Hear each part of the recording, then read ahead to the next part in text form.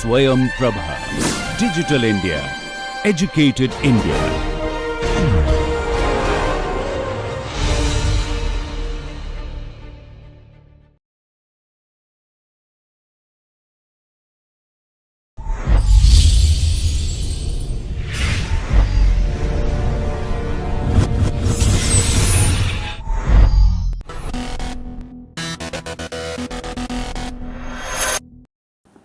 Let me begin with the new topic, social infrastructure in post-reforms India. The brief outline of this discussion is how India has realized the benefit of social infrastructure in the post-economic reform era. After that, we will also touch the different area of social infrastructure such as education. Before education, we will first discuss the health, we will have the discussion on water and sanitation, we will have the discussion on housing, and then I will conclude that how entire economic reform process has started the new type of infrastructure, especially in the social sector in the post reform era in India. So, economic reforms and social infrastructure is basically interlinked. The experiences from many newly industrialized countries, as we have discussed in our previous lectures, that they were not really developed just because of the physical infrastructure growth, but they have really developed because of the social infrastructure which they have developed in the field of health, education, sanitation, and also in case of urban planning and utilities. So, when we say the social indicators, health is varieties of health indicators are the part of the social indicators, literacy, number of schools, number of hospitals, number of primary schools, number of high schools, and these are the indicators which shows that how really a country, an economy is investing in these social sectors, the level of drinking water, safe drinking water, the way poor people are having their housing facility, how much government is really supporting for that.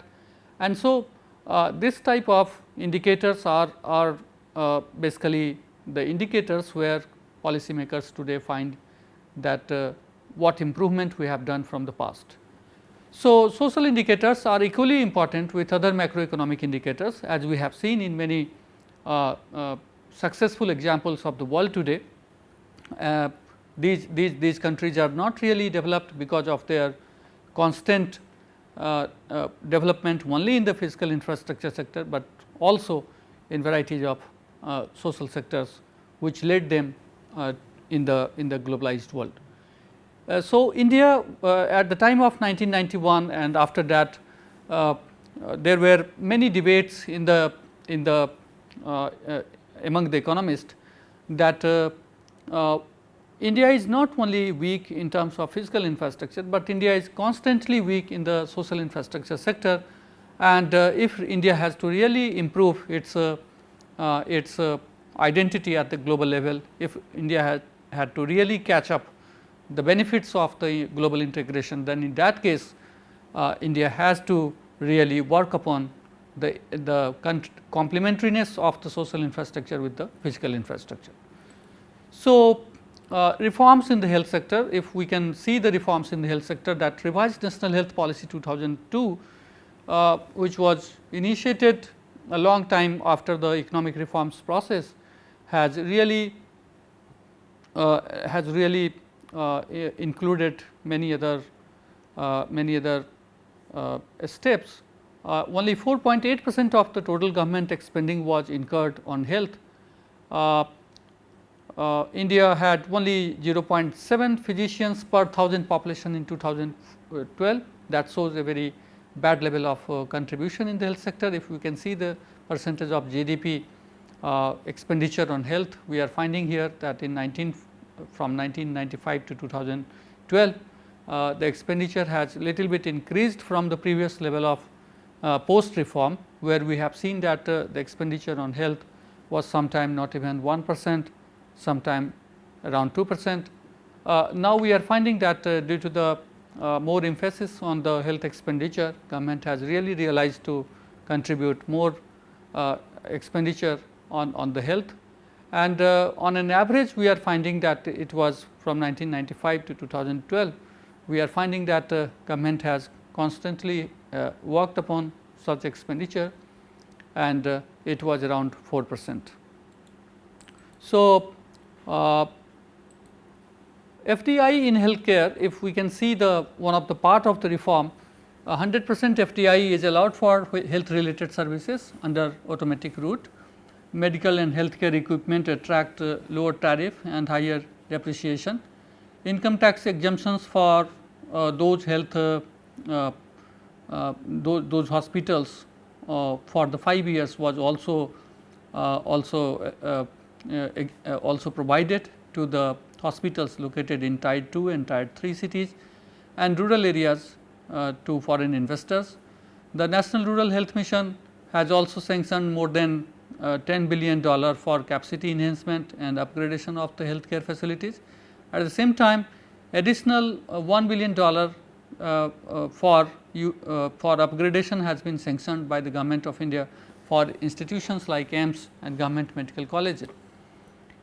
In case of health, we also find that National Rural Health Mission 2005 was launched in order to improve the rural public health system. At the same time, the major focus was to provide effective health care to the rural population in the country through this scheme.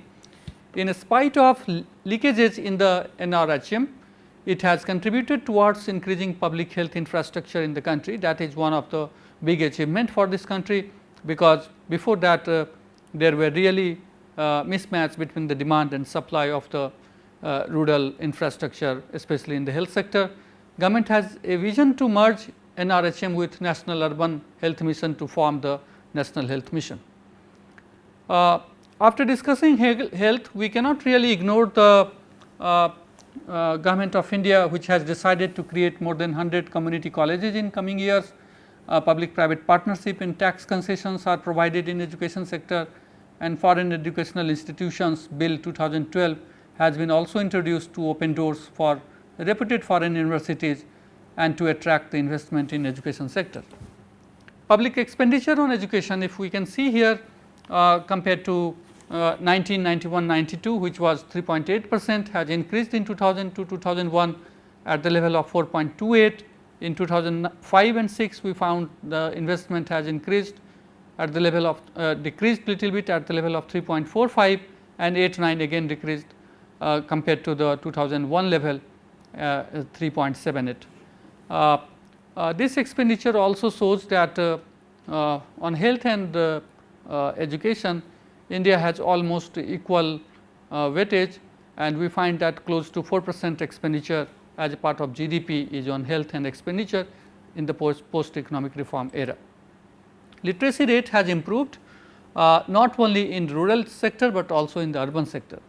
The India's overall literacy rate, which we can see here in 1991, we find that the overall literacy rate was 52.21%.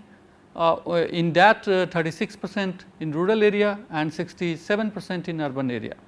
While in 2001 we find that only in rural area the literacy rate was around 59.4, while in urban area it was 80.3%. The total literacy rate has improved from previous level of 52% to 64%. While in 2011 we do find that the literacy rate has improved in total 74% around, and while there is a improvement in the urban literacy at the level of 84%, and in rural literacy it has around 67%. So, percentage increase in 2011 over 2001, if one can see that we have the fast increase in literacy due to the various program in rural India, that is around 14%, in urban it is around 5%, the total percentage is 14. Credit goes to recent act, Right to Education Act 2009. The main objective of the Right to Children to Free and Compulsory Education Act 2009 was to provide free and compulsory education for all children in the age group of 6 to 14 years. It also lays down the norms and standards relating to building and infrastructure at the school level, apart from other norms about how to provide the education to the children at the grassroots level. The number of schools, if we can see in 2011 and 12 compared to 1991 and 92, we do find that the improvement is in a much better way. Almost it is close to 80% growth in the number of schools in reformed India. So, when we have started reform and when we are little more mature in our reform, we find out that the number of schools has really increased, and this is because of the government constant expenditure as a part of GDP in education. So, in case of higher education system of India is the largest in the world. A very large number of institutes and universities have been also set up, including technical education, medical, legal, dental, nursing, teaching and polytechnics. Till 2006, private institutes accounted for about 63% of all higher educational institutes in India and 52% share in number of students. So, the share of private universities, including deemed universities, is about 30% in the higher education in India. This shows a very better education facility in India. Now coming going ahead to the water and other facilities, other infrastructure, we are finding here that the safe drinking water is one of the major challenge for India, not in the reform India, but from the pre-reformed and after the independence. And we also find that India, being a vast economy and having a big populated economy, is still facing this challenge as one of the bigger challenge. In 2001, only 24.3% of rural population has access to tap water, which slightly increased to 30.8% in 2011. There are cross country wide disparity in the access to tap water. For instance, only 3.7% of rural population in Jharkhand has access to tap water in 2011, while in Andhra Pradesh it was 63.4%. So, we find that there is a wide range of disparity in terms of getting the very important part of our life, that is water. And if the statistics of Jharkhand is 3.7, that is one of the alarming percent for India, because this is one of the tribal state where we can see that the public expenditure has or the private support has not really worked, especially in the water sector, while in states like Andhra Pradesh or in states like other literate and other developed states, the condition of even in sanitation and water is much better. So, investment in rural drinking water, if we can see the contribution of a state and center in 11th 5-year plan was much by the state, less by the center. While in 10th plan we find that the center has more provided fund compared to the state. In this particular slide, the red color shows the central government expenditure in crore rupees, while the yellow color shows bar diagram shows the state level expenditure in rural drinking water. Compared to 8th 5-year plan, where we have seen that 8th and 9th, we are seeing that state government has really more expenditure than the central government. Only the 10th 5-year plan, we are saying that we are seeing here that only central government has more expenditure compared to the state government, but in all 8th, 9th, 10th and plan and 11th plan, we are finding that more drinking water facility expenditure on more drinking water facilities provided by the state government. So, after this we can also see here the providing sanitation facilities. providing substantial sanitation is one of the major challenge today also, one of the major challenge it was at the time of economic reform also. So, the Indian government is committed towards achieving Millennium Development Goal and universal sanitation coverage in the country by 2022. The current rural sanitation coverage is only 32.7%, that is a very low figure. At the same time, new strategies and approaches have been formulated by the Ministry of Drinking Water and Sanitation. Nirmal Bharat Abhiyan, initiated in April 2012 by achieving total sanitation. Nirmal Bharat Abhiyan is a community based and people centered approach based on the post achievement initiative. But at the same time, we also find out that there are initiatives by the government of India today in the name of Swachh Bharat Abhiyan, and this is again the part of the previous steps taken by the previous government, but this particular sanitation scheme again needs proper attention at the state level and proper support by the state level. At the same time, a private infrastructure support is also needed, because government alone really take care of the entire expenditure and entire coverage of the sanitation for the vast population of India. So, total sanitation campaign was launched in 1999. The total sanitation campaign increased sanitation over coverage from 22% in 2001 to 31% in 2011. The Gram Panchayat have been encouraged by introducing Nirmal Gram Puraskar in 2005 that attended 100% sanitation coverage. This progress, however, is unsatisfactory. Still 600 million people in India are under open defecation. So, expenditure on total sanitation campaign, if we can see here, we have a very increasing data compared to 2007 and 8. We are finding that in 2008-9 we have much increased data. Again we have increased expenditure in 2009-10.